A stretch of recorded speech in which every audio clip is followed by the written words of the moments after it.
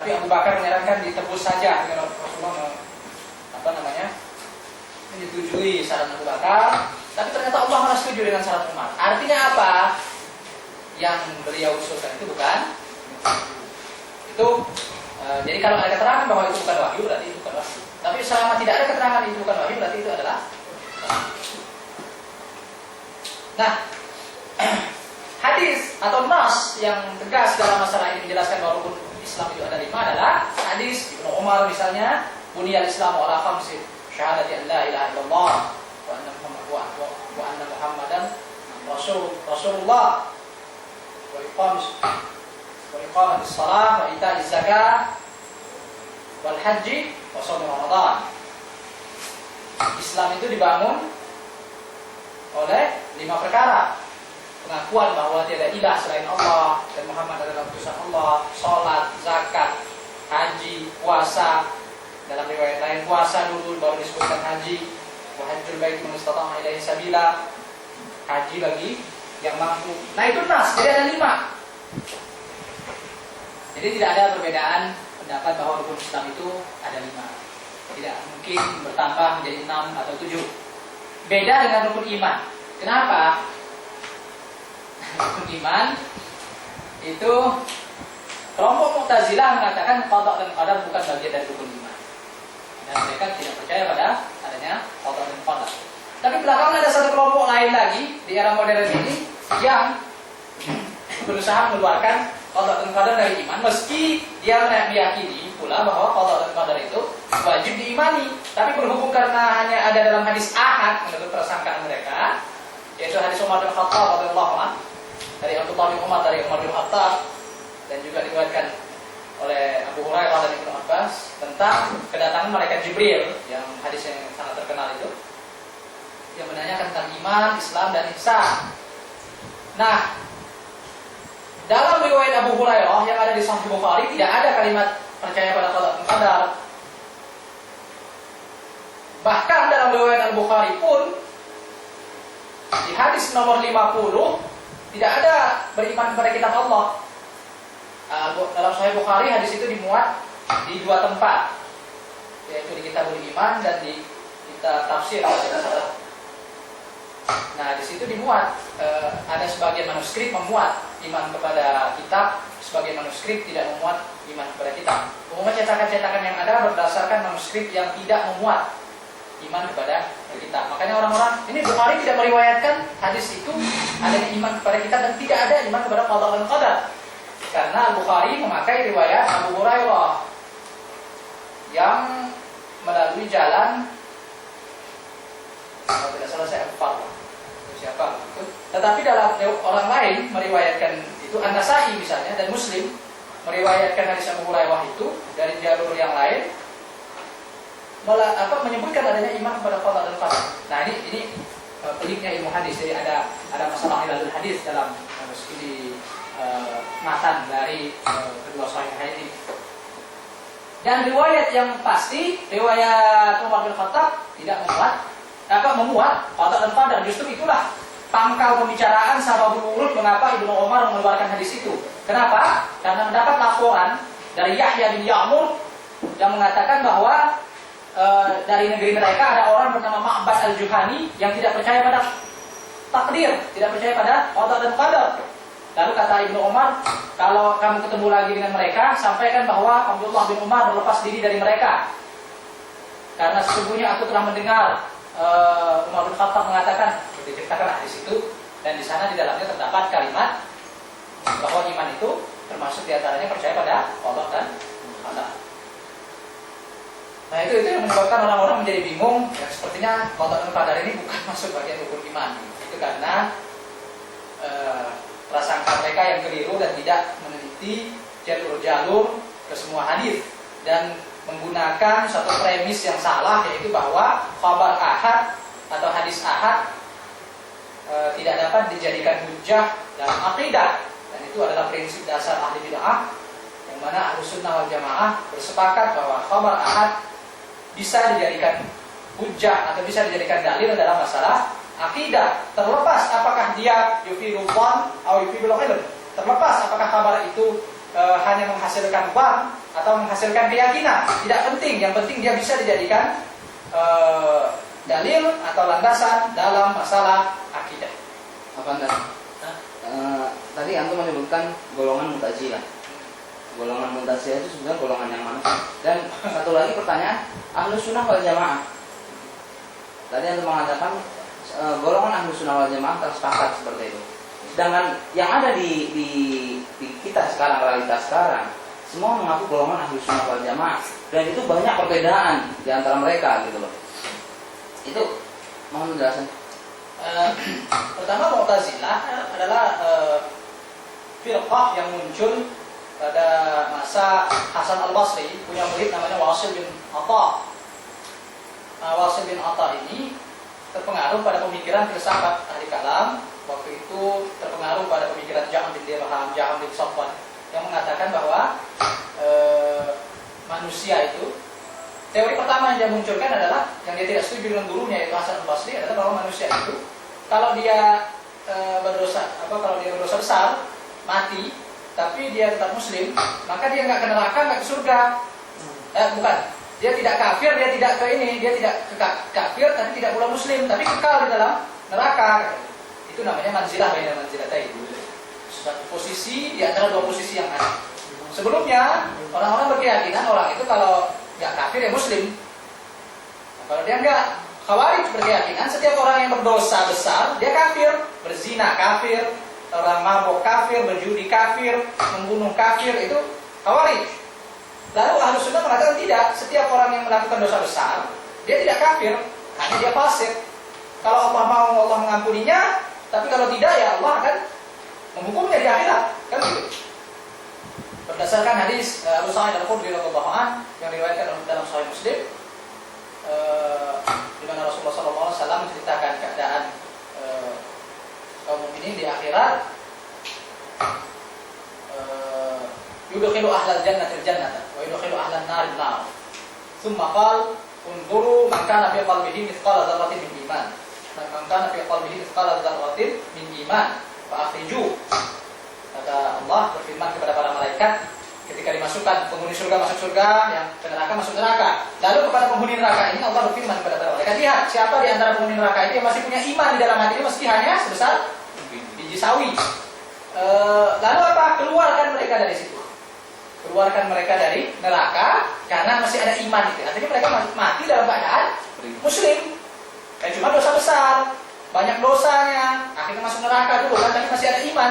Nah itu suatu saat nanti akan dikeluarkan dari neraka. Soal muslim. Mutlaknya udah pasti ketika orang berbuat dosa, tapi ketika dia sudah percaya sama Allah dan Rasulnya, masih berbuat dosa pasti dia akan mau gitu. Iya, tapi masuk neraka dulu. Artinya setiap dalam keyakinan Ahlus Sunnah bahwa setiap orang yang mati dalam keadaan berdosa, maka dia berada di bawah kehendak Allah. Kalau Allah mau Allah ampuni, kalau tidak ya Allah masukkan ke neraka. Jadi tidak akan kekal. Akan Allah tarik dari neraka. Nah, Khawarij mengatakan dia akan kekal karena dia kafir. Mu'tazilah mengatakan dia tidak kafir tapi dia kekal di neraka. Dan dia juga bermuslim. Jadi ada satu posisi di antara dua posisi. Itu penyebabnya. Pertama muncul aliran itu. Lalu Wasil bin Atha keluar dari pengajiannya Hasan al-Basri, bikin pengajian sendiri. Saat itu Hasan al-Basri mengatakan ya'tazalana Wasil. Dari kalimat itu muncul kata Mu'tazilah. Ya'tazalana artinya memisahkan diri dari kita. Wasil telah memisahkan diri dari kita, kata Hasan al-Basri. Dia bikin pengajian sendiri ya. Cikal bakalnya itu. Tapi untuk golongan Mu'tazilah dan Khawarij, ini termasuk mereka orang-orang Muslim yang memang cukup bagus dalam arti kata. Beda nggak dengan Ahlus Sunnah? Beda. Mereka termasuk golongan sesat, tapi tetap Muslim, tetap Ahlul Qiblah. Masuk dalam 73 golongan yang disabdakan oleh Rasulullah SAW dalam hadis Abu Hurairah itu.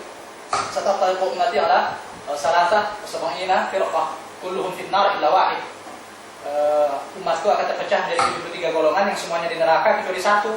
Para sahabat bertanya, apa itu yang satu itu ya Rasulullah? Dalam sebuah riwayat disebutkan al-jamaah, yang disebut dalam riwayat lain disebutkan ana alaihi ana wa ashabi, apa yang mencontoh metodeku saat ini dan para sahabatku, kata Rasulullah. Kemudian yang lain yang 72 itu masuk neraka karena sesat gitu. Tapi tetap dianggap sebagai muslim.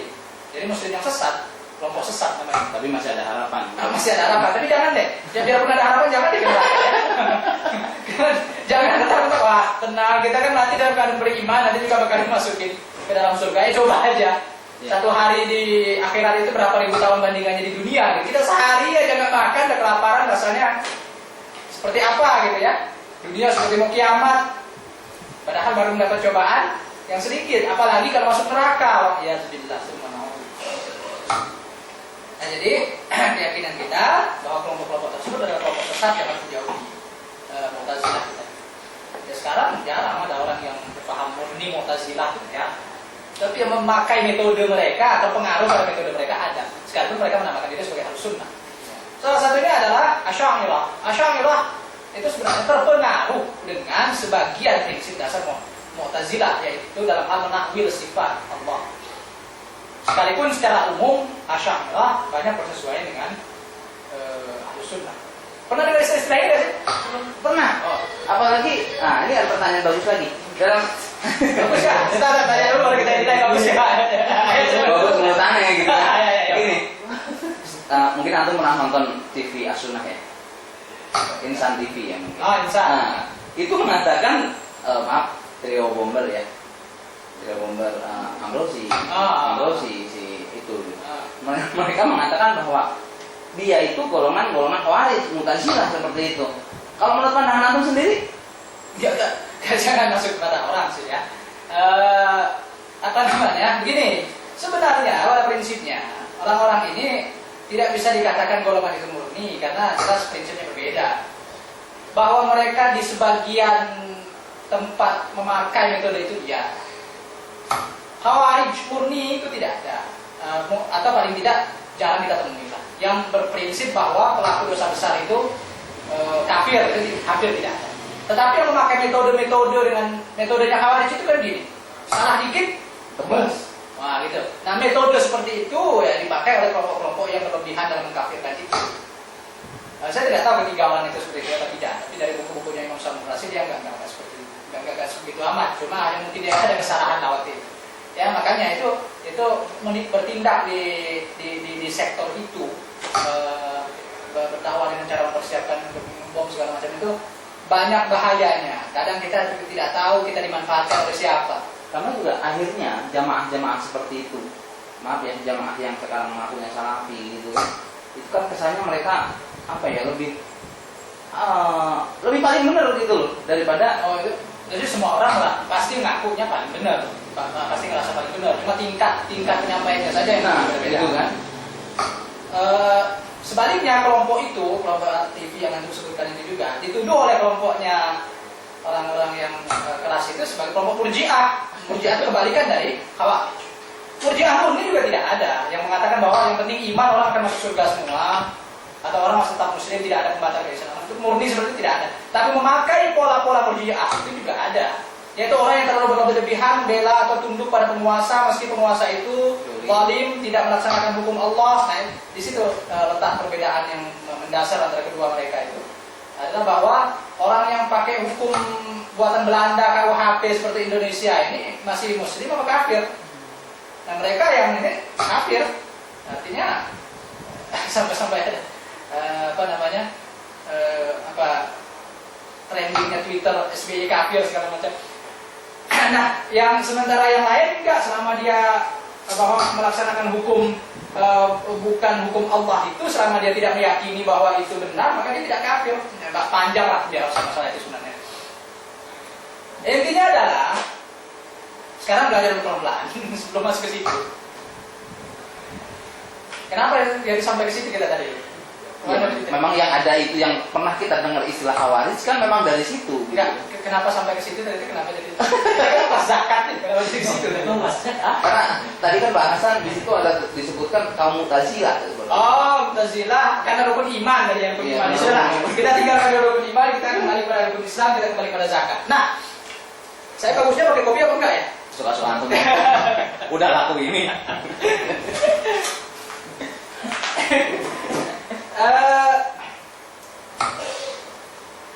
Konsep zakat yang ada dalam Islam ya mungkin di sebagian kita tidak tahu apakah di agama lain ada, tapi yang paling tidak zakat sebagai salah satu pondasi Islam, rukun Islam. Dan kalau kita lihat dalam firman-firman Allah Subhanahu wa taala selalu disandingkan dengan salat. Ya. Wa aqimus shalah wa atuz zakah, kan begitu. Selalu yang lain nggak disebut, puasa nggak disebut, haji nggak disebut, zakat selalu disebut. Dalam banyak firman Allah Subhanahu wa taala selalu disandingkan dengan iqamus shalah wa ita'uz zakat. Mendirikan sholat dan menunaikan zakat selalu disandingkan. Jadi seolah-olah melambangkan bahwa Islam itu terdiri dari dua hubungan kepada Allah, manusia kepada Allah, hablum minallah dan hablum minan nas, hubungan kepada sesama manusia. Zakat, sholat sebagai perwakilan hak kita, pelaksanaan hak Allah, dan zakat sebagai manifestasi pelaksanaan hak manusia, sesama manusia, kan begitu. Jadi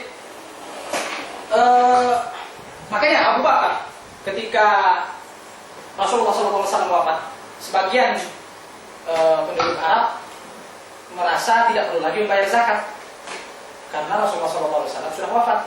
Mereka mengira bahwa bayar zakat itu hanya untuk Rasulullah. Nah, mereka akan diperangi oleh Abu Bakar, tapi Umar mencegah. Mereka masih muslim. Kata Abu Bakar apa? Akan aku perangi siapa yang memisahkan antara sholat dengan zakat. Sholat itu hak Allah dan zakat itu hak manusia atau hak harta.